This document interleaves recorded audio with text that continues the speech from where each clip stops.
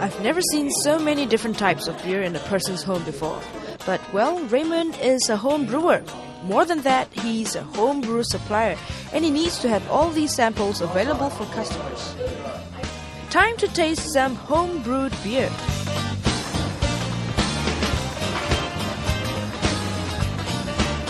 So this is my sampling fridge, alright? In this fridge, these are the beer that I brew. Now, usually people will just brew the first batch of beer and we'll start them off with a lager. So this is a Cooper's lager over here, right? Now we started off with a lager is because it's very similar to the beer that we buy outside. Like I mentioned earlier, you know, most of the beer is lager beer. Yeah, so you can brew something that is quite similar. So it's very light. Yeah, very light color.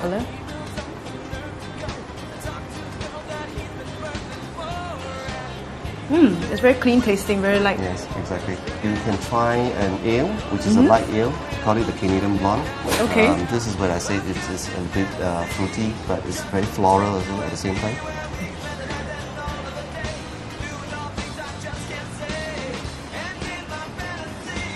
This is very tasty as well. Very tasty, right? Very tasty. A lot of people like this beer too. Ladies also like them.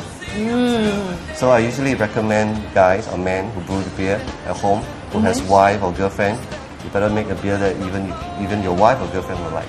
Then she won't stop you from brewing more beer. Okay, good advice. Things that I learned over the years. Well, I have a dark ale. If I let you try, you can have a comparison. Yeah, how different it tastes from a lager.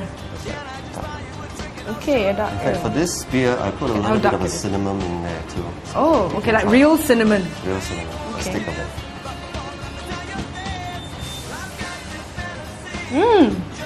Very nice. I can taste the cinnamon. So basically, you can add anything you want. Yes, basically you can add anything you want, but you have to remember whatever you add has to be clean. Right? You should not contaminate or you should not conflict with the taste. That hazelnut brown ale looks really interesting. What's that? That is a flavored beer. Some of the flavored beer we use things like flavoring here, as you can see. Peach? Is peach. Another of ladies' favorite. Oh, it smells great. You can smell the hazelnut already.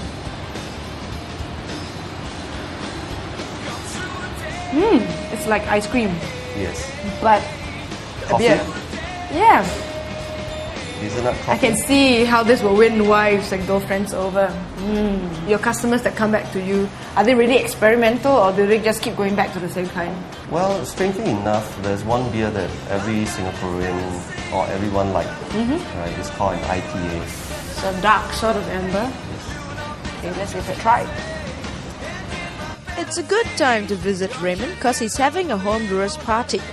Right now his guests are just starting to trail in. And you guessed right, all of them are home brewers. Free flow homebrewed beer coming up.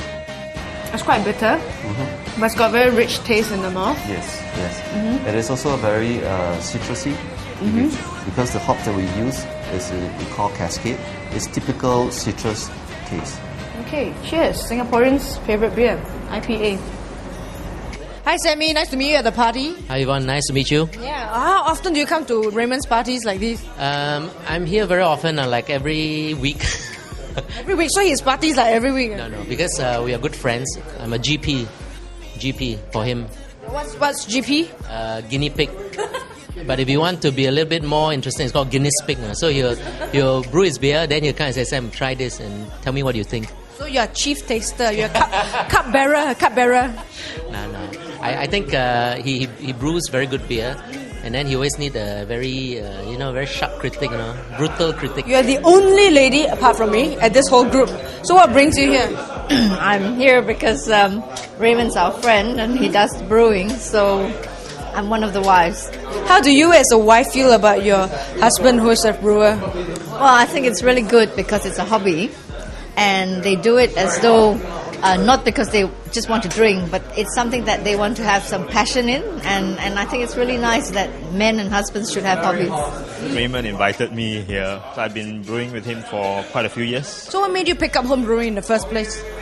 Okay, I used to be from the Navy, so in the Navy we drink a lot, but You don't say. you don't say that. I enjoy beer, and I enjoy a good tasting beer. So your normal beers, commercial beers, just isn't tasty enough. Yeah, and I like the process of crafting something that I like for myself. Yeah. The Irish stout that Raymond brews, it has got flavor, the finish of a stout, but the lightness of the beer. That's something that you cannot find in commercial beers, and that's why I love him as a friend. It's all for the beer. Now we know. Raymond, I'm just telling the truth, Raymond. As a truthful guy, after a few beers, everyone's truthful. Cheers. Yes. Cheers, bro. Customers and friends have gathered tonight in what's actually a moving out party for Raymond, where he'll announce to friends his plans about setting up a new shop. Been talking to some people, trying to negotiate a place and try to get into it. But whatever it is, the moment I move out of here, I cannot move back in. Alright, I cannot move back in, so I have to go find a shop. Tonight, in the email, other than the distraction over there, can't you listen to me without pouring beer?